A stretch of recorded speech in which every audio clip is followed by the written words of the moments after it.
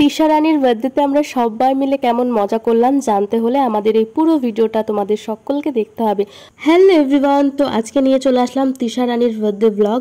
আমার গলা শুনে বুঝতে পারছো যে আমার বেশি একটু ঠান্ডা লেগেছে, ওই জন্য গলার ভয়েসটা এমন। তো বার্থডের দিন সকালে 9টার দিকে ঘুম থেকে উঠে কোনো রকম একটু রেডি শেডি হয়ে আমি চলে গেছিলাম বার্থডে গার্লের জন্য গিফট নিতে।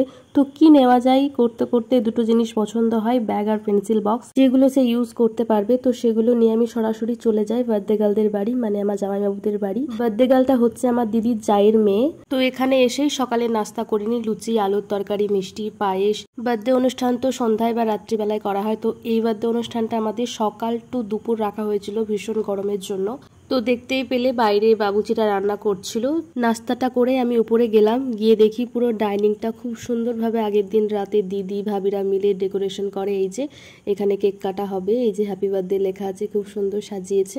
এরপর এখানে বার্থডে গার্ল চলে এসেছে তার আদরের কাকির কাছে বার্থডে কুইন সাজতে। বার্থডে গার্লকে রেডি করে দেওয়ার পর এখানে দিদিও রেডি হচ্ছিল, আর এখানে আমার পা চুপ করে শুয়েছিল। দেখো মা সাজছে আর লক্ষ্মী সোনার মতন চুপচাপ শুয়ে আছে। এরপর এই যে এখানে দেখছেন এটা আমার ভাবি হচ্ছে আর বার্থডে গার্ল মামি, ইনি আর তার হাজবেন্ড। আমার একটাও ইউটিউব ভিডিও মিস করে না, প্রতিটা ভিডিও আমার দেখে, তার জন্য এখানে তাকে ধন্যবাদ জানাচ্ছি। আমার দুটো ভিউজ বাড়ানোর জন্য আপনাদেরকে অসংখ্য ধন্যবাদ। সবার মোটামুটি রেডি হওয়া ডান। এরপর আমি রেডি হতে চলে এসেছি বার্থডেতে পরার জন্য। এই রেড আউটফিটটা নিয়েছিলাম। মেকআপ বলতে কিছুই করিনি, হালকা পাতলা একটুখানি ফাউন্ডেশন, কাজল আর লিপস্টিক লাগাবো এই আর কি। দিদির এতগুলো লিপস্টিক কোনটা ছেড়ে কোনটা লাগাবো বুঝতে পারছিলাম না কি কালারটা ভালো লাগবে। তো যাই হোক, যেটা সেটা একটুখানি লাগিয়ে এই যে ফাইনালি রেডি হয়ে গেছিলাম। এখানে মোটামুটি কয়েকজন উপস্থিত ছিল। এরপর এখানে বার্থডে গার্ল নাচ করবে। দেখো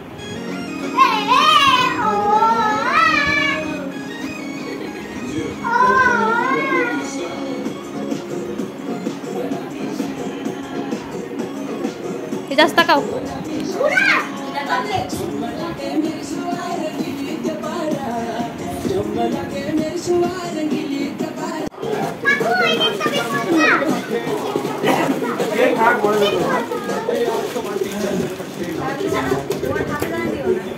তাকাও।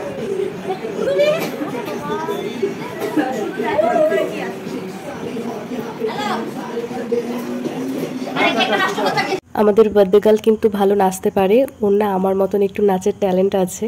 এরপর পাপার সঙ্গে তার বড় আব্বু, তার নিজের আব্বু, তার কাকু সবাই মিলে এক এক করে ফটোশুট করে।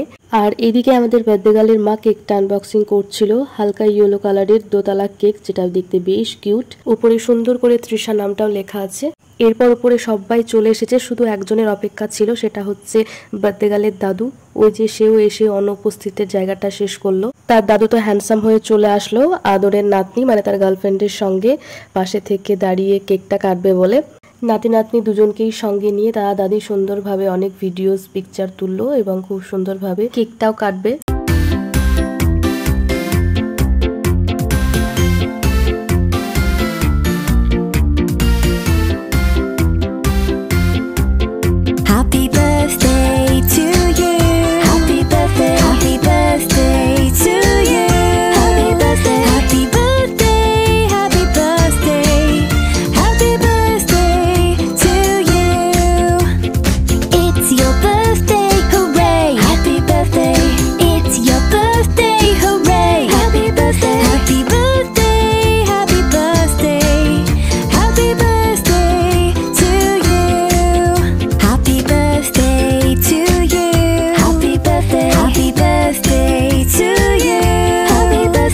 এরপর এক এক করে সবাই তৃষাকে কেক খাইয়ে শুভ জন্মদিনের শুভেচ্ছা জানাই।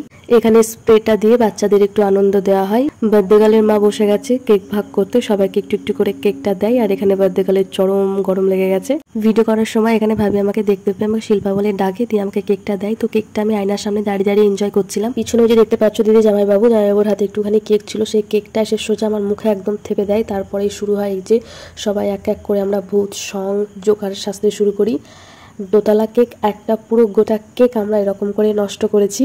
কারা কারা এমন করো কমেন্ট সেকশনে জানিও। এই মুখে কেক মাখানোর কাজটা সবার ফার্স্টে স্টার্ট করেছিল আমার জামাইবাবু। তো সবার শেষে লাস্টে আমার জামাইবাবুকে ভূত করে দেওয়া হয়। এই যে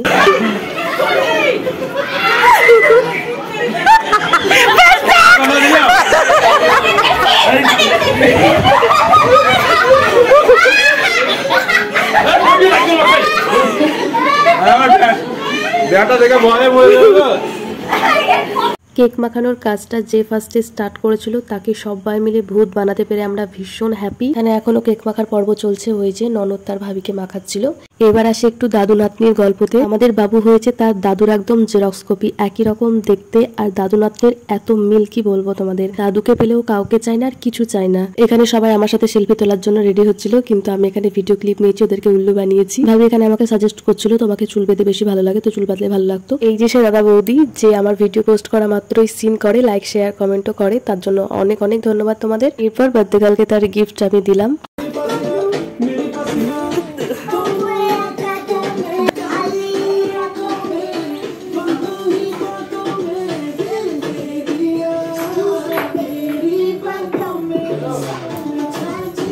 আমার নিজের একটা ভিডিও মানে রিলস বানানো হয়নি, এই জন্য আমি এখানে একা বসে বসে ভিডিও বানাচ্ছিলাম। সবাই তিশাকে বার্থডে গিফট দিচ্ছে আর ওনা আশেপাশে ফেলে রাখছে। এরপর চলে এসেছিলাম নিচে খেতে।